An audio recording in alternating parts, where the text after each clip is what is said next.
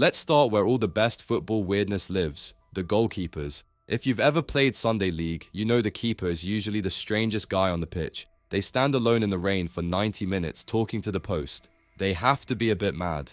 No keeper sums this up better than René Higuita or El Loco. The nickname alone tells you everything. The madman. Higuita didn't just stop shots, he made up new ways to do it.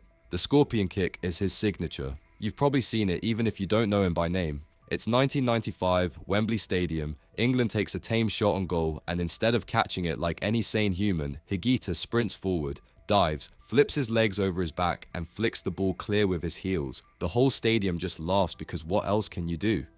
But that wasn't even his only trick. Higuita treated his penalty box like a midfield playground. He'd dribble past strikers just to see if he could. He'd run 40 yards up the pitch and try to score himself. Once during the 1990 World Cup, he got caught trying to dribble past Cameroon's Roger Milla, who just stole the ball and scored. It literally knocked Colombia out of the tournament. He shrugged it off. For Higuita, saving goals the normal way was just too boring.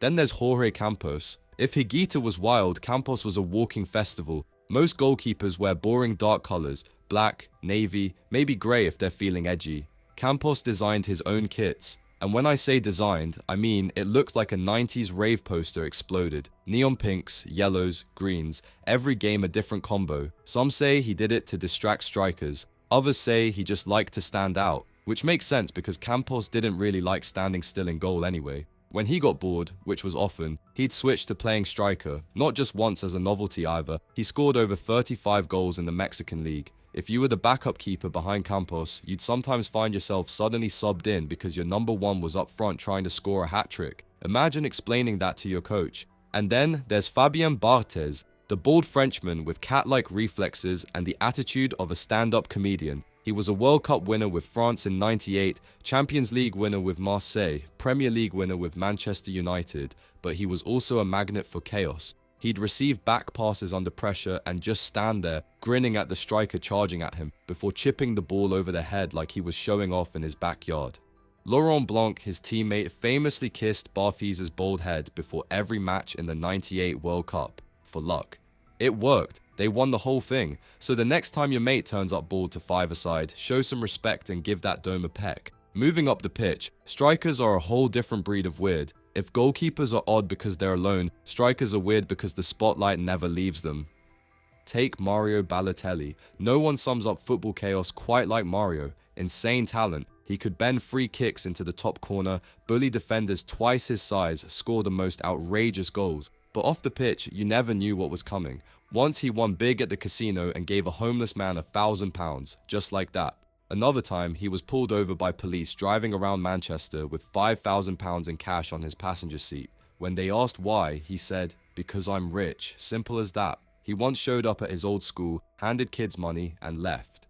Then there's the fireworks incident. He and his mate set fireworks off inside his bathroom, accidentally burned half his house down, then scored 2 goals against Man United that weekend and lifted his shirt to reveal, "Why always me?" He did stuff no one else would even think of. Nicolas Anelka is a different type of strange. Less fireworks, more icy stare. They called him Le Sulk. He was a ridiculously talented striker, maybe too talented for his own good. He joined Arsenal as a teenager and scored for fun, but he fell out with managers, teammates, the press, almost everyone.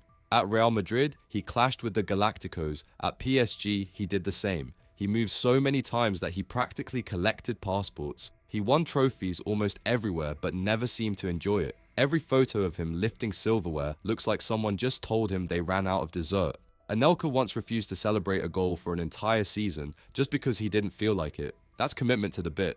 Aílton is another classic. The big Brazilian striker was a goal machine in the Bundesliga. He scored 28 goals in one season for Werder Bremen. But when Brazil overlooked him for the national team, he went full maverick and announced he'd switch nationality to play for Qatar, for a big paycheck, of course. He even claimed he'd learn the national anthem overnight if that's what it took. The deal never went through, but it cemented Aílton's status as one of football's first big money mercenaries, long before oil clubs and mega contracts were the norm. Midfielders are supposed to keep things calm, link defense and attack, control the game, set the tempo. Not these guys.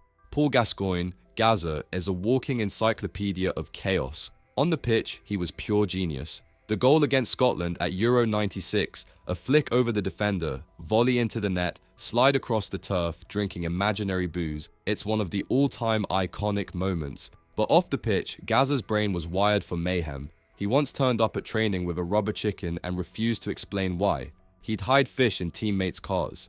Once he showed up to a police standoff in Newcastle with a fishing rod, beer, and a bucket of fried chicken because he thought he could talk the armed guy down. The police just sent him away before he made it worse. If you Google Gaza stories, you'll find 1,000, some hilarious, some tragic, but always unforgettable. Edgar Davids, the Pitbull, was the ultimate midfield enforcer with superhero goggles. He wore them because of glaucoma, but they made him look like he was about to fight crime in between tackles. He had endless energy, fearless tackles, and a hairstyle that made him stand out even more.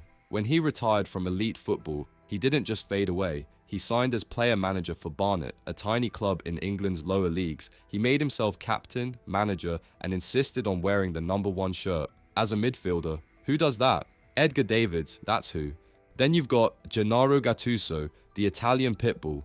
If Davids was intense, Gattuso was intensity on caffeine. He chased down anyone with the ball, yelling at teammates, opponents, the fourth official, basically anyone within shouting distance. He once grabbed Spurs assistant coach Joe Jordan by the throat during a European match. After retiring, he moved into management, and his press conferences were gold. His catchphrase, sometimes maybe good, sometimes maybe shut.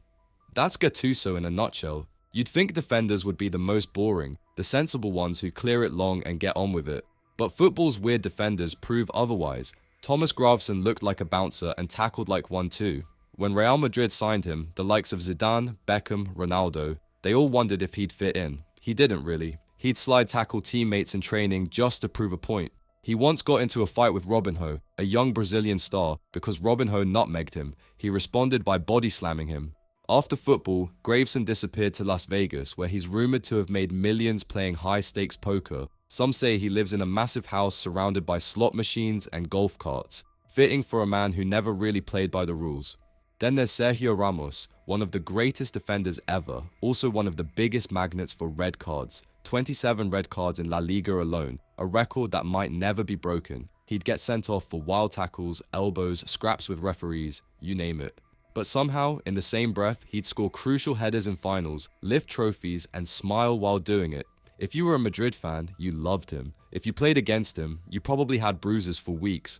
Phil Jones is here for a different reason. The man's whole footballing legacy might just be his facial expressions. Phil Jones could make a tackle and pull a face so contorted it looked like a cartoon. Slide tackles, headers, clearances, each one brought a new meme. Poor guy got memed more than he got minutes toward the end, but if you type Phil Jones face into Google Images, you'll see exactly why he's on this list. Even managers have joined the weirdness club. Louis van Gaal is a masterclass in football eccentricity. He's managed Ajax, Barcelona, Bayern, Man United, but half his legend comes from what he did off the pitch. He once dropped his trousers in the Bayern Munich dressing room to prove to his players that he had balls. He lay down on the training ground pretending to be fouled, yelling instructions on how to draw a foul. Press conferences with him were theatre. He'd argue with journalists, shout weird phrases in broken English, and once called diving sex masochism by accident. Iconic stuff.